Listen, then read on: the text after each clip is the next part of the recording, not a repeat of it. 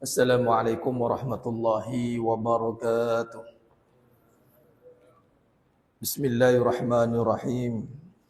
Innal hamdalillah nahmaduhu wa nasta'inuhu wa nastaghfiruh wa na'udzu billahi min shururi anfusina wa min sayyiati a'malina.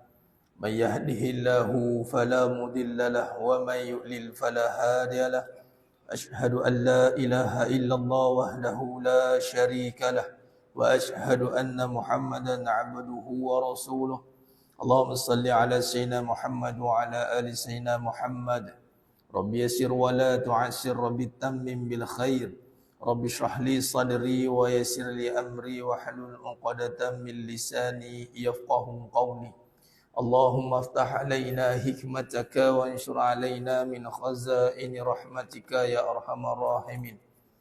Wallahu alladhi la ilaha illa huwa alimul ghaibi wa syahada huwa ar-rahmanur rahim.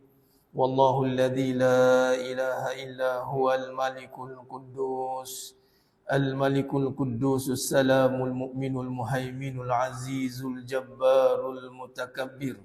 Subhanallah amma yushrikun. Wallahul khaliqul bari'ul musawwiru lahul asma'ul husna. Yusabbihu lahu ma fis samawati wal ardi wa huwal azizul hakim. Wala hawla wala quwwata illa billahil aliyyil azim. Wala manja minallah illa ilaihi amma ba'du. Ayyuhal mu'minun ittaqullah. Usikum wa iyaya bittaqwallah faqad fazal muttaqun. Sidang jemaah yang dimuliakan Allah Subhanahu wa taala, mudah-mudahan kita semua tergolong dalam golongan hamba-hamba yang benar-benar bersyukur. Amin ya rabbal alamin. Alhamdulillah, syukur pada Allah SWT pada malam yang penuh barakah ni. Allah izinkan kita lagi sekali untuk berada dalam suasana ketaatan. Permulaan hari bagi orang Islam itu adalah Maghrib. Masuk Maghrib, hari yang pertama permulaan. Menjaga permulaan itu penting kerana kesannya sangat besar pada perakhiran. Walaupun Allah SWT memberikan kita peluang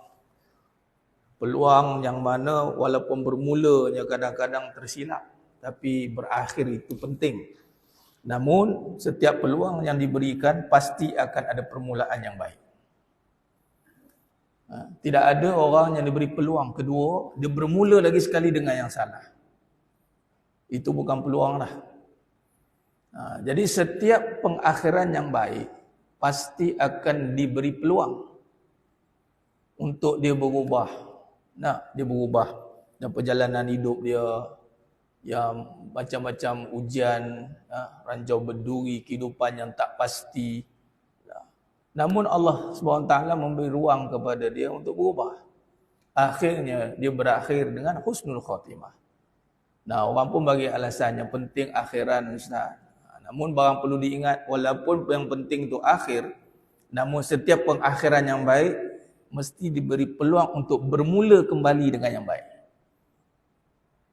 Allah bagi peluang mula balik. Okey, tak apa, yang dulu kita reset.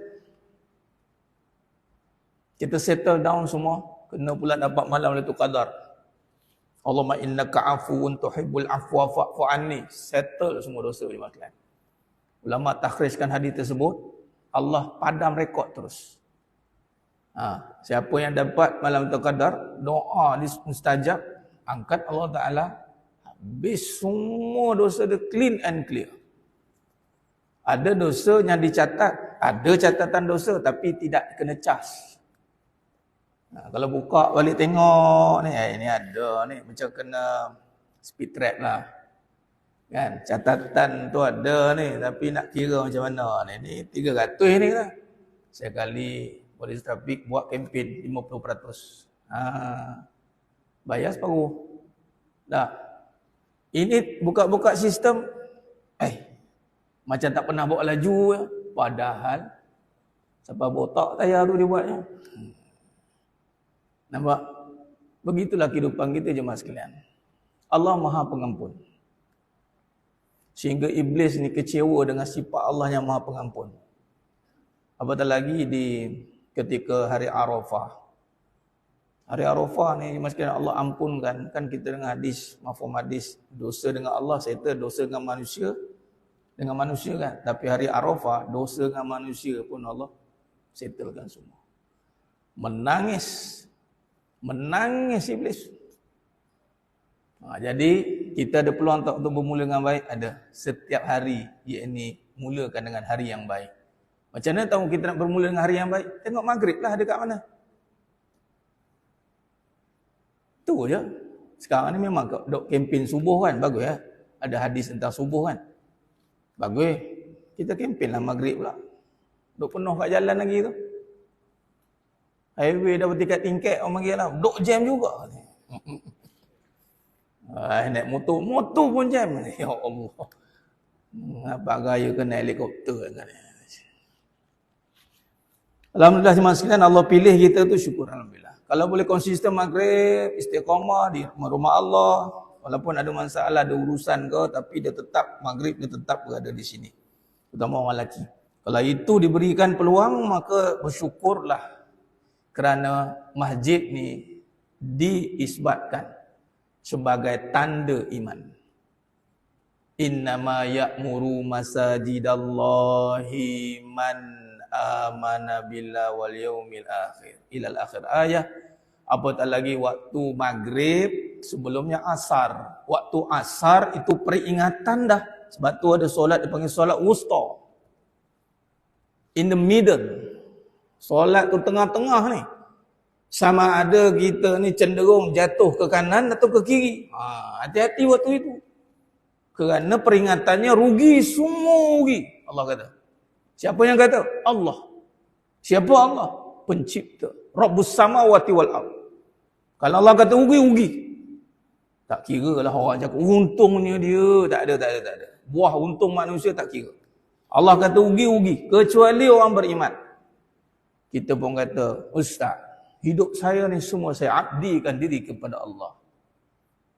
Okey, kalau betul diabdikan diri pada Allah, kerja kita kerana Allah, maka kita kena buktikan dengan apa? Waktu asar tu rugi tu. Kecuali orang beriman dan beramal soleh. Lepas asar waktu apa? Maghrib. Jadi buktikan kita buat kerja daripada pagi sampai ke petang, bawa ke malam tak rugi. Dengan membuktikan bahawa? Dengan buktikan kita berada di masjid. Waktu maghrib. Tak mesti masjid kena dekat dengan rumah. Kadang-kadang orang fikir nak balik rumah cepat. Untuk apa? Untuk datang masjid. Ya ke? Nak balik rumah cepat, nak rehat, penat. Tak semestinya kena datang masjid dekat dengan rumah. Datang maghrib tu tak sampai. Pergilah. Macam-macam masjid banyak dah. Masjid near me. Orang lelaki especially. Sebab tu kalau tidak kita ni hari ni cuma sekarang rugi manjang. Sebab apa? Sebab kita tak dapat keuntungan yang sebenar. Waktu maghrib kita tidak ada di masjid. Ya, saya solat. Ya benar, orang Islam solat. Orang beriman solat di masjid. Kerana seruan masjid, seruan iman. Dan itu ujian. Iman ditaklifkan dengan ujian. Dipertanggungjawabkan. Ujian untuk meninggalkan kesibukan dunia. Kalau betul lah dunia itu buat kerana iman, pasti maghrib boleh sampai masjid. Tak payah buat kempen-kempen apa-apa pun, Mas lihat. Kempen adalah kan. Tapi macam kempen nak kena buat penuh masjid ni. Walaupun kita bagi kesedaran kenapa penting kita berada di masjid. Terutama waktu maghrib. Saya Allah tak di 10 tahun tadi jalan. Waktu maghrib 10 tahun tu jalan. Saya tengok Allah, kereta banyak lagi. Ya Allah, kereta banyak lagi atas jalan. Kereta banyak lagi. Tarik nafas gitu. Aku seorang juga orang risau ni. Orang ni tak kerja-kerja gimana? Terima sekalian. Mudah-mudahan kita doakan. Mudah-mudahan dan kita bila Allah pilih, Allah mudahkan jalan, kita sampai bersyukur. Itu syukur yang mesti. Kadang-kadang jangan kita ingat datang masjid ni benda mudah. Kalau benda mudah, penuh masjid masalah. Tak ada macam-macam kempen kena buat datang masjid. Daripada dulu sampai sekarang. Nak kena kempen bagi basikal, kempen bagi microwave, bagi kereta, macam-macam kempen kan. Punya payah nak datang. Walhal Allah kempen syurga dah. Datang ni langkah kaki ni menuju ke syurga masalah. Ini perlu ditanamkan.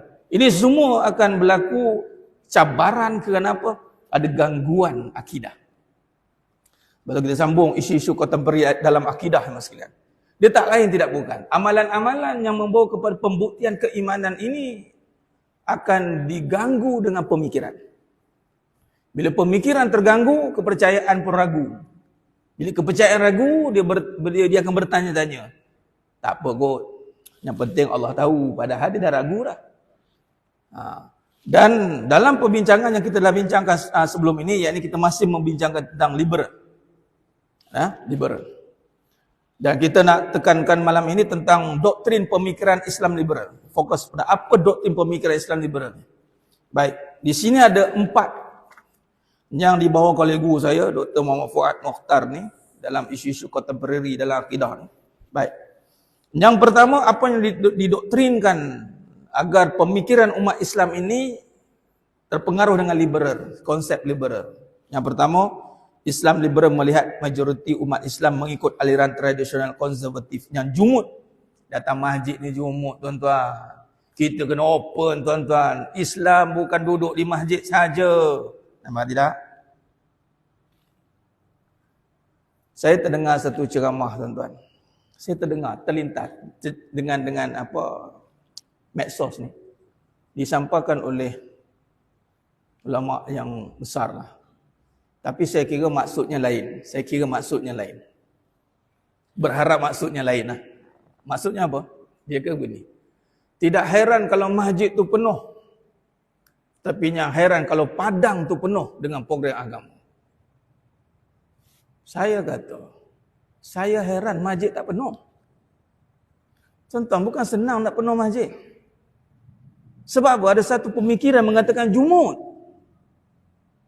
Ingat datang masjid je ke? Buat program, Taman cakap, buat program kat masjid ni, kita dah lama sangat lah kita buat program kat luar lah pula. Orang datang nak datang masjid, kita cari orang kat luar. Tuan-tuan, betul ke kaedah tu? Agak-agaknya lah, betul lah agak-agak. Udah kita pun keluar sekali semua. Pening je tak? Saya ada satu perbincangan dulu, lama dah. Dia buat bincang apa sekalian? Kita kena buat program kat luar dah. Kalau kat masjid orang tak datang katanya. Jangan jemaah keluar sekali mencari depa, duduk kat luar. Habis ni apa jadi sini? Kosong pula. Semata-mata nak menyantuni orang luar. Dia tak datang juga. Sebab apa? Kita kena cari punca. Punca ni ada satu keadaan yang mana tanpa sedar dia membuat kejumudan. Datang masjid ni jumuk. Saya dah jumpa berapa orang tuan.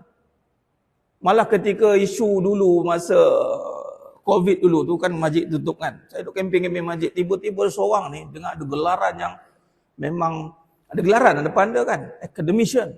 Dia kata saya jumut. Ajak orang datang masjid membawa kepada Islam jumut. Katanya. Panjang lebar dalam inbox saya. Pop panjang dia. Dia kata awak muda lagi patut membawa pemikiran terbuka. Patut bawa Islam maju. Tak apa. Saya akan buktikan. Datang masjid bukan mundur. Tuan-tuan kena buktikan lah. Kita kena membawa ke kemodenan. Memang moden. Bermula di masjid. Tu Madinah. Apa datang guna datang Madinah? Madinah tu bermaksud kemajuan. Dulu Yathrib. Nabi namakan Madinah. Al-Munawwarah. Lagi lah. Tambah lagi. Apa saja kemajuan tak ada kat Madinah. Saya cakap. Semua centralized sekarang ni Saudi, Makkah, jumpa pula gunung Mas, lumbung Mas, bukit Mas. Tu tempat kita talbiyah. Jalan-jalan nak menuju ke talbiyah daripada miqat semua tu bawah tu semua minyak tuan-tuan. Jadi minyak daripada tak ada minyak, ada minyak. Bayangkan. Duk hari-hari labbaik Allahumma labbaik labbaik la syarika lak labbaik. Hari-harilah yang buat umrah kan. Dalam ihram yang paling ibadah yang paling bagus talbiyah lah. Hari-hari labbaik Allahumma labbaik labbaik la syarika lak labbaik. Tu jalan yang dipijak tu bawah tu minyak. Tengok Allah buat. Tengok Arab sekarang tuan-tuan. Siapa kata? Siapa yang mencetuskan kemajuan? Nabi SAW. Dengan apa? Ada masjid. Kalau tak ada masjid, ada kemajuan ke tuan-tuan? Kalau tak ada Mekah Madinah, ada kemajuan ke? Dengan bullet trainnya Madinah 2 jam. Kalau naik bas 6 jam kan, dia berhenti makan unta lagi. 6 jam. Sekarang zoom 2 jam sampai. Baru-baru ni dengar cerita tak tahu dah siap ke belum, dia nak buat loop. Daripada Riyadh ke Mekah. 15 minit tuan-tuan. Loop dia panggil. Lompat macam tu. Tu menara tu. Orang ambil gambar. Saya pun nasihatkan pergi Mekah tuan, jangan duk ambil gambar jam tu. Peduli kalau jam tu. Macam ini nak ambil gambar jam tu. Ambil gambar Kaabah sudah lah. Kalau boleh potong gambar jam tu. Ini macam ini nak ambil gambar jam. Tuan, jam tu tak ada lagi jam paling mahal kat dunia. Itulah jam paling mahal kat Mekah. Eiffel Clock Tower pun kalah kan. Okay, sekarang ni nombor 1 Islam liberal ni kata apa? Majoriti Islam ikut aliran tradisional konservatif. Apa dia datang masjid Jumaat? Carilah tuan-tuan. Saya berani katakan. Tuan-tuan pergi cek. Antara syariat yang dinampakkan Jumaat adalah datang masjid. Jadi kena buat program-program yang nampak macam versatile, baru tak Jumaat. Kalau sekadar datang masjid solat rasa Jumaat. Padahal lima sekalian, datang Mekah buat apa? Ada kita berlari kan? Dah baguslah kita nak ajak orang. Tapi sampai bila kita berlari kan? Sampai bila kita nak ajak orang berlari? Sampai bila kita nak ajak orang dengan habuan? Sampai bila? Soalan tu sampai bila? Larat ke kita nak bagi habuan ke orang ni? Larat ke kita nak buat program demi program? Larat ke sampai kita berkerut fikir program apa tak buat lagi ni? Okey, larian dah, makan dah, ni apa dah? Padahal program paling besar kita solat. Tak percaya tengok Mekah, tak tengok Madinah, tak ada program lain. Malah orang boleh tunggu. Sejam pun sangkut tangguh tunggu. Tunggu untuk apa? Solat. Tapi rupanya kita telah didoktrinkan oleh aliran yang antaranya dipanggil ini, itulah Islam liberal mengatakan Jumaat. Sama juga dengan kita lelaki datang masjid Jumaat, sama dengan orang perempuan duduk rumah Jumaat. Orang perempuan zaman sekarang kena apa orang panggil milenium. Kalau duduk rumah tu jadi macam Jumaat tu sampai saya kata dalam satu kenyataan saya tulis, kenapa orang perempuan isteri ni, kenapa? Kalau pegang anak tu jatuh market lah. Nampak macam low class terus. IQ tu kat bawah ke? Nak kena pegang iPad, kena pegang laptop baru nampak bijak ke? Kerana saya lantang cakap itu. Dokong anak tu rasa down terus. Saya dokong anak, ya Ustaz. Ya Allah. Dia nak rasa moden tu dengan pegang laptop, pegang iPad, duduk kat meja, buka skrin, type macam ni. Nampak apa? Tak sedar bahawa dia telah perlahan-lahan mengikis nilai-nilai kewanitaan yang didambakan sebagai wanita solehah. Hilang. Akhir zaman ni hilang. Bersaing dengan orang lelaki. Bersaing. Laki pula suami sendiri. Bersaing dengan suami sendiri. What happened? Kenapa nak hidup bersaing? Sedangkan kamu tu one company. Kenapa ada persaingan di dalam satu company yang sama? Kalau kita fikir kan, company yang sama, gaji datang pada atas, turun bawah, bersaing di dalam tu untuk buat masing-masing punya jalan. Maka hancurlah rumah tangga itu kerana pemikiran Jumaat. Jumaat orang perempuan duduk dapur Jumaat, pegang periuk Jumaat, pegang senduk Jumaat, pegang anak Jumaat. Okay. Maka kita pun fikir, dari mana pemikiran ini datang? Islam liberal. Lepas tu dia mempromosikan feminisme, kewanitaan. Ustaz, dia sampai boleh keluar Islam? Boleh, apabila dia menolak hukum Allah. Dan bila ada pemikiran macam ni, kalau dia meremehkan hukum, macam dia datang masjid, dia remehkan saja, habis. Rosak iman dia. Walaupun tolak satu huruf dalam Quran pun, boleh keluar Islam. Ini kan menolak syariat dalam Islam. Hati-hati. Itu yang pertama. Yang kedua, penolakan terhadap otoriti agama. Ini sakan ni. Sakan. Otoriti agama tu kena entam. Bam katanya. Penolakan. Mereka menekankan tentang kebebasan berpendapat dan sesiapa saja berhak bercakap tentang agama dan hukum. Siapa-siapa pun berhak. Tadi dalam perjalanan daripada petang tadi sebenarnya duk minta ada satu kenyataan tu, saya fikir benda ni kena pula dengan nombor 2 ni. Kita ni hidup sepatutnya biar ikut hukum, jangan menghukum. Hidup ikut hukum, jangan menghukum. Ikut hukum kena pergi kepada autoriti. Walaupun mungkin nanti ada ikhtilaf, itu biarlah pihak yang berautoriti selesaikan ikhtilaf tu. Kita dah terkeluar daripada ikhtilaf sebab kita dah ikut kepada jumhur autoriti. Jumhur autoriti lah. Ada jumhur ulama' dan ulama' yang duduk dalam autoriti. Tak apa. Kita dah terlepas dah daripada dipertanggungjawabkan atas hukum itu. Kerana hukum itu telah dikeluarkan oleh sepakat ulama'. So, ulama' yang akan dipertanggungjawabkan. Malah dalam ijtihad pun kalau tersilap dapat pahala juga. Maknanya buat hukum kan. Tapi kadang-kadang buat hukum ni bukan ikut hukum, menghukum. Ini kalau tak buat ni, ini mesti golongan-golongan yang ikut Yahudi. Terus kan? Yahudi terus kan orang. Padahal ada hukum dia, ikut ulama' cakap apalah. Rupanya hari ini mas sekalian, satu kebebasan untuk menghukum kerana dia tidak ikut hukum. Dia ikut hukum apa dia nak, kemudian dia menghukum. Hati-hati. Sedangkan kita kena ikut hukum. Bagai contohlah isu yang sedang berlaku sekarang ni, boykot. Baik, memang kita akan boykot. Tapi dalam boykot ikut hukum. Jangan menghukum, membuta tuli. Sehingga kan menghukum orang yang mungkin tak sealiran dengan dia. Ada satu tu, saya tengok dia punya, itulah masa awal-awal tengah hangat ni. Ni macam dah som-som lah sekarang ni. Dah awal-awal tu. Nak menghukumkan sesuatu organisasi itu ke arah Yahudi. Ni sesama Islam bergaduh pula dalam program tu pula. Kenapa boleh bergaduh tuan? Kenapa boleh bergaduh? Kerana menghukum.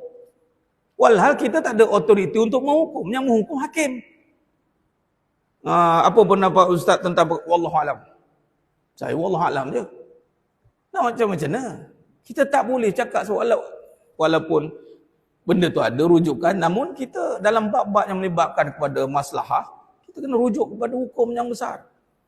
Dan kalau sekadar kehidupan harian kita kan, melibatkan personal, melibatkan perkara-perkara yang untuk kita lalui sendiri.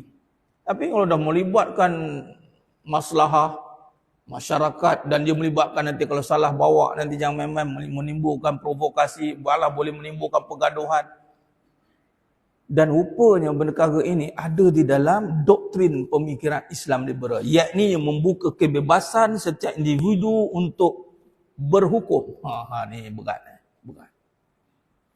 Dia tidak akan nak ini ulama-ulama lah, kita ada pandangan kita.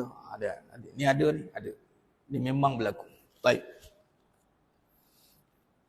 Yang ketiga, Islam liberal menyeru kepada pluralisme. Konsep dia menyeru kepada pluralisme agama dan menganggap semua agama menuju ke arah kebenaran. Semua agama menuju kebenaran dan tidak boleh mengatakan satu agama itu benar. Islam ni mengaku memang Islam agama yang benar. Kalau kita kata benar, konsep pluralisme ini yang dibawa oleh liberal ni, dia tidak akan benarkan kita kepada itu. Semua agama benar. Malah agama lain pun tak boleh mengaku benar. Kacau betul kan. Lain sekali, hara. Dah kalau semua sama, apa ni? Mana yang beza? Nampak hati-hati.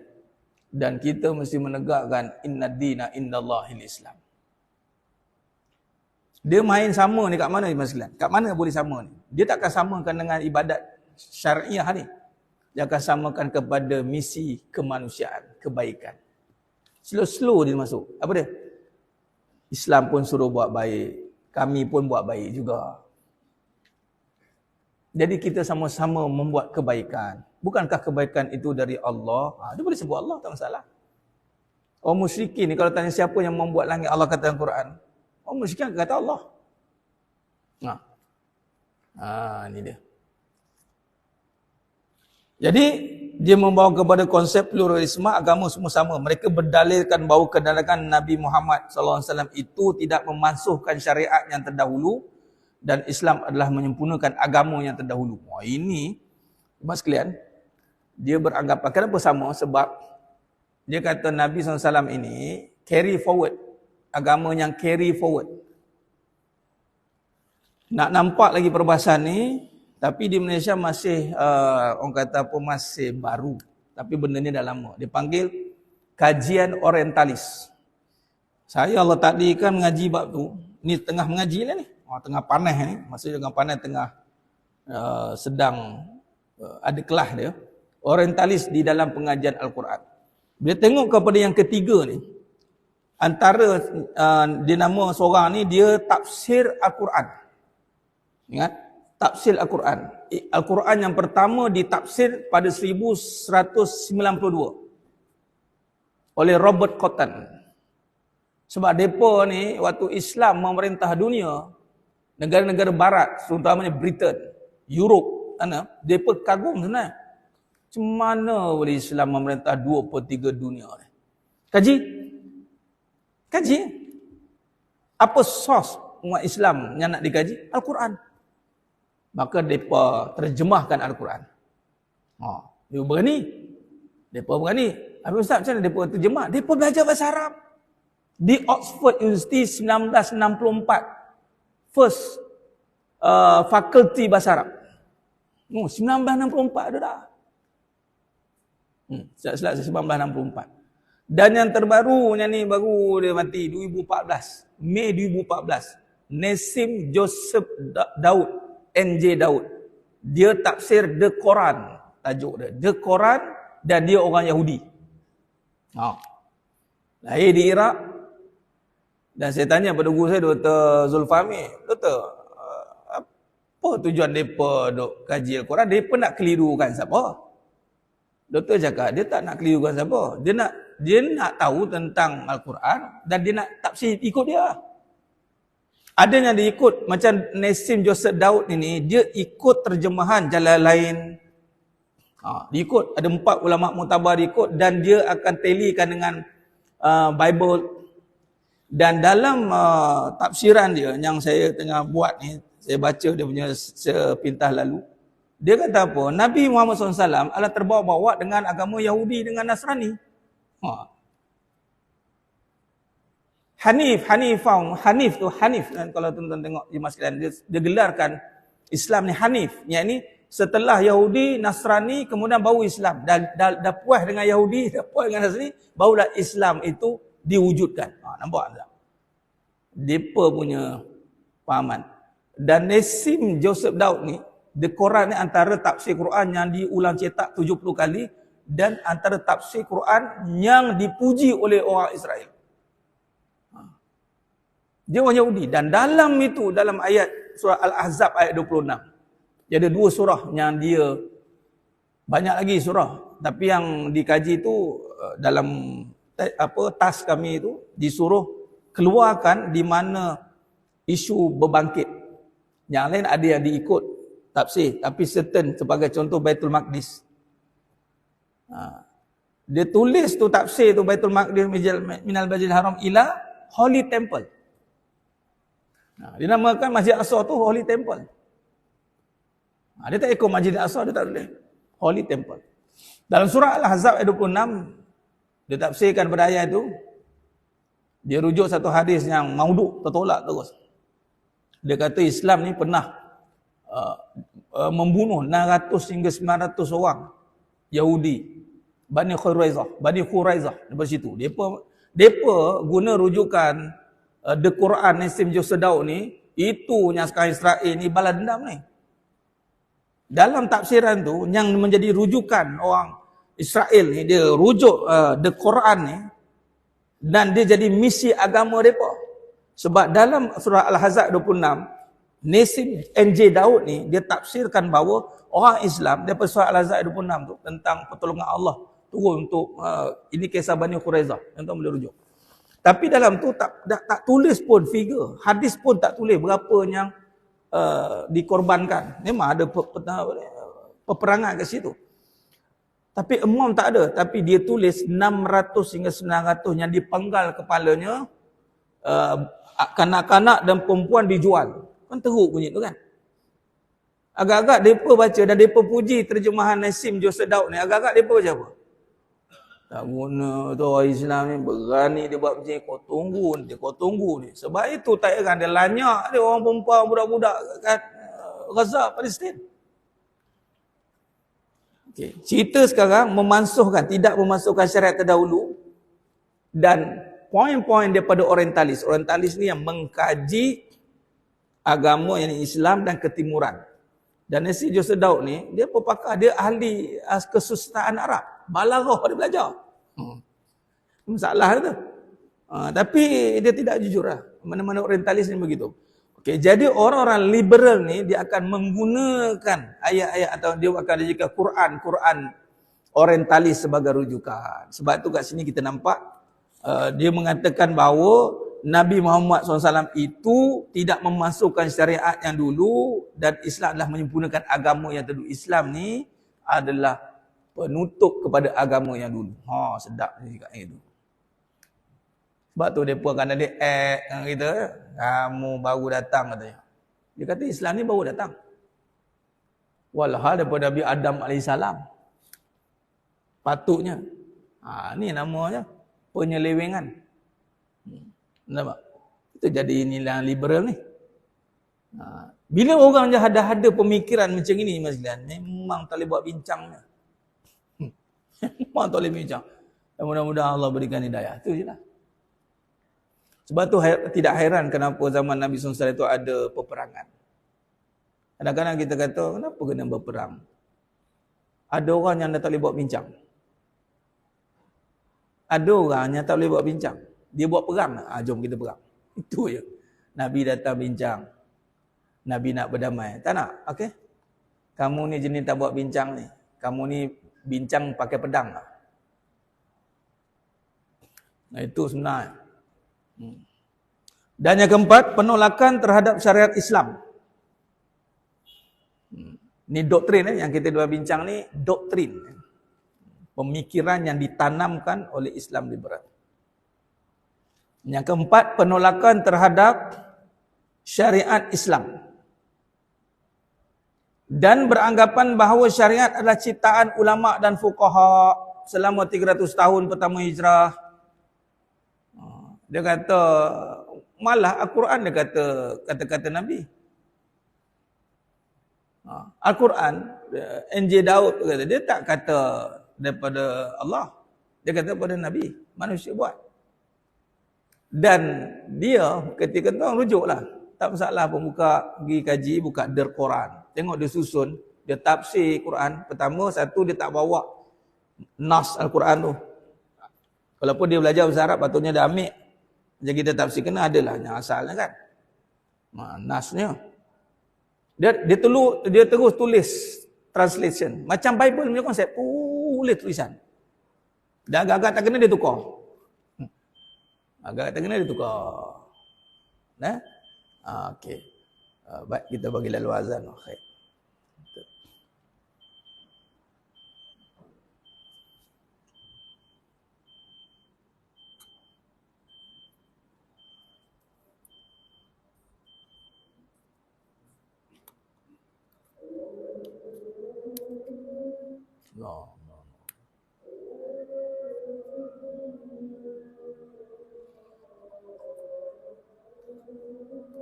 No.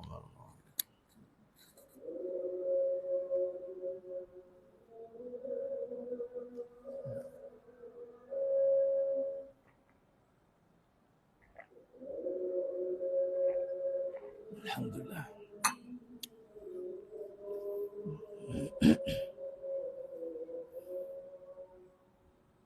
La ilaha illallah.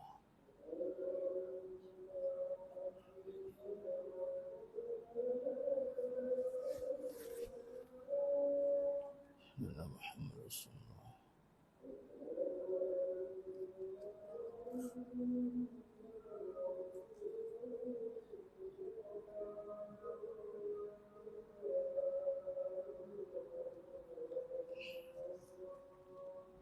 Asyhadu anna Muhammadar Rasulullah.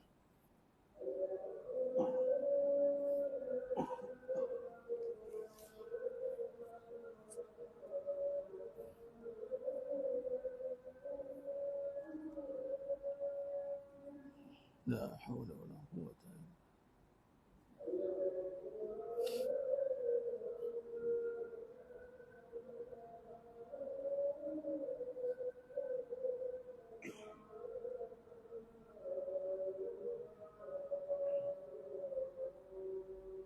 billah. La haula wala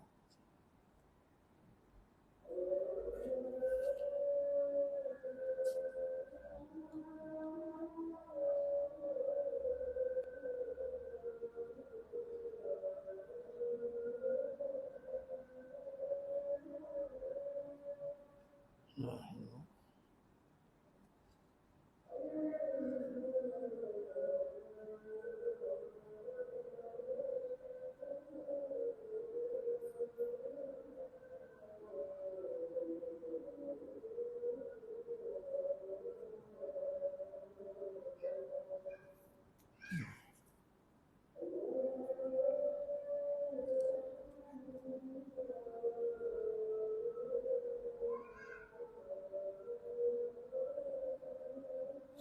Allahu akbar, Allahu akbar.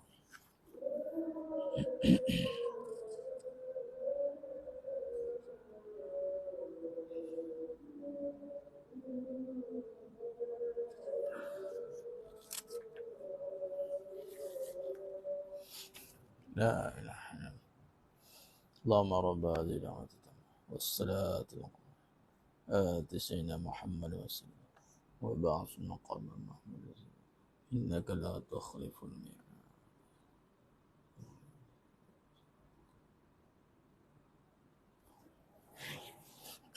Allahumma salli ala Sayyidina Muhammad wa ala Sayyidina Muhammad.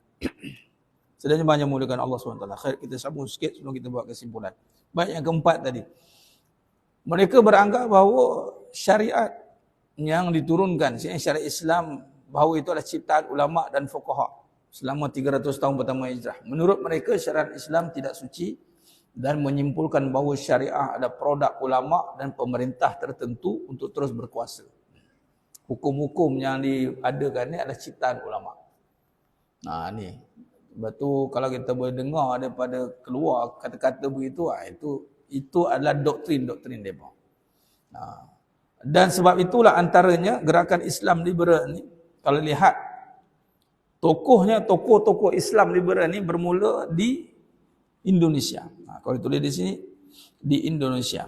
Sebab tu Indonesia ada jaringan Islam liberal, JIL. Kalau kat Malaysia ni dia tiru banyak daripada sana. Itu saja. Gerakan daripada sana bawa ke sini, ambil tulisan-tulisan sana dibawa ke sini. Ya. Dan juga ada di Timur Tengah, itu antara nama tokoh-tokoh tu Jamaluddin Al-Ghaffani, Jalaluddin Al-Afghani, Jamaluddin Al-Afghani, Muhammad Abduh Rifat Bik Al-Tantawi. Seperti itu. Timur Tengah pun ada. Daripada di Indonesia yang paling menonjol iaitu Harun Nasution nama dia. Nurqalis Majid, ini nama-nama tokoh. Dan gerakan Islam liberal ni kalau lihat sekarang ni mereka menggunakan kata-kata antaranya tujuan kami hanya untuk membuka fikiran. Tu keyword. Kami hanya ingin membebaskan umat yang selama ini dibelenggu oleh tafsiran lama. Tafsiran lama. Okey. Dalam bab ini terdapat perbezaan pendapat yang besar. Dia katakan dalam bab ni sebenarnya perbezaan pendapat yang besar. Dia mula dia buka-buka. Walhal ada isu-isu yang dah qat'i dah. Dah ada kata-kata daripada jumhur sepakat, tetapi dia akan buat kata-kata begitu. Tidak ada ayat Quran yang jelas dalam bab ini. Ni antara word-word. Contoh solat. Mana dalil solat? Pula dah. Sebenarnya solat itu sebenarnya datanglah puak-puak solat daim. Solat diam. Rukuk tak ada, sujud tak ada. Sebenarnya kita sekarang ni setengah-tengah solat ni. Dia ambil lah buah-buah tu, akhirnya berlakulah kesesatan, sesatlah, tolak syariat, sesatlah. Nak pula tolak solat. Habis runtuhlah agama. Okey.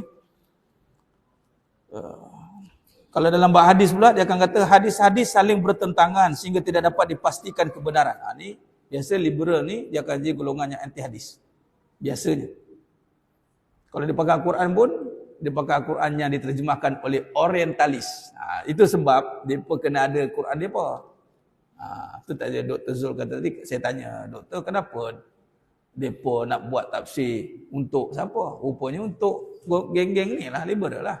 Liberal lah akan banyak guna untuk the challenge balik dalam perbahasan Al-Quran tu nanti. Dan yang mentafsir pun belajar bahasa Arab. Sebab tu Quran ni bukan bahasa Arab, dia kalamullah. Walaupun belajar bahasa Arab, tapi kalau Allah tak bagi iman kat dia, sesat juga. Amen.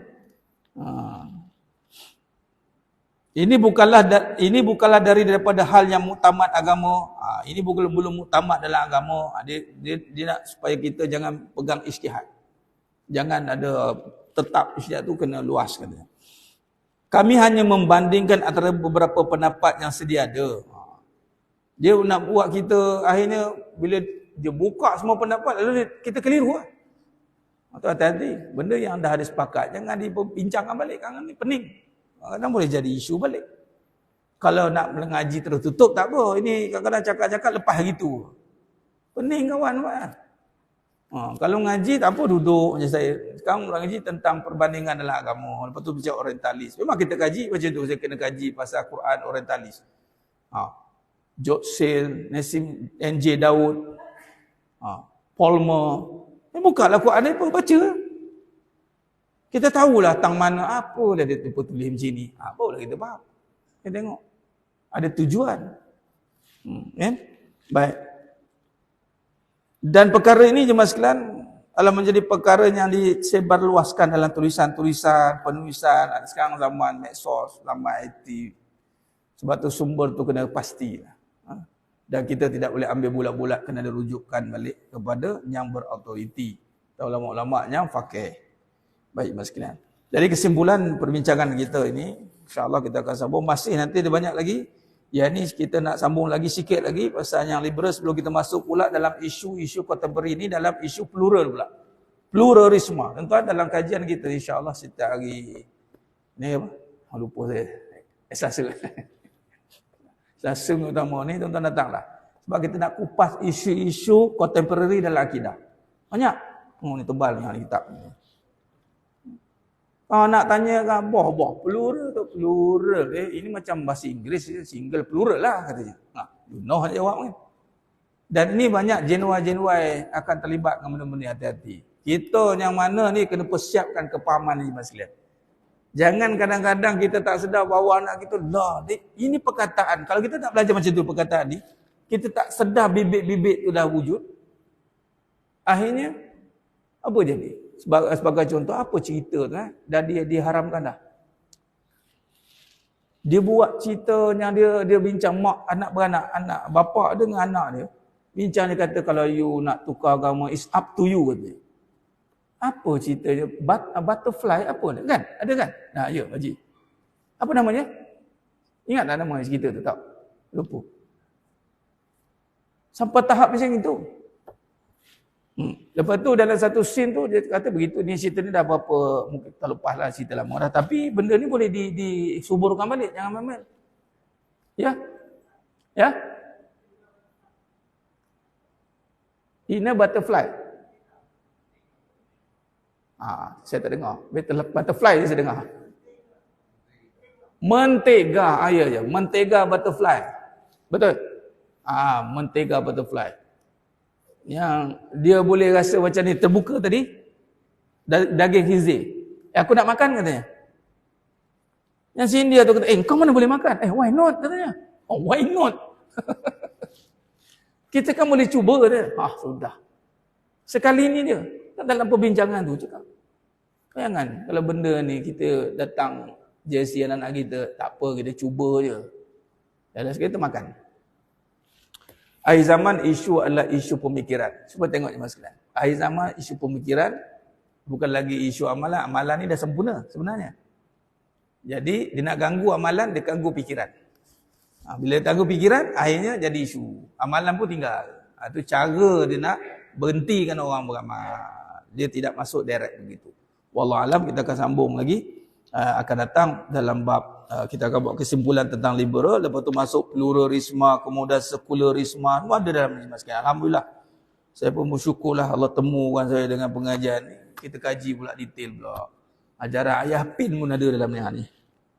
Nanti kita tengok apa sebab milah Ibrahim pun ada, semua di dalam ni.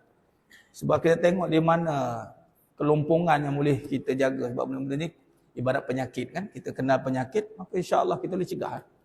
Wallahualam, mohon ampun maaf daripada saya ada kekurangan, terkasar kata tu kurang bicara dalam penyampaian.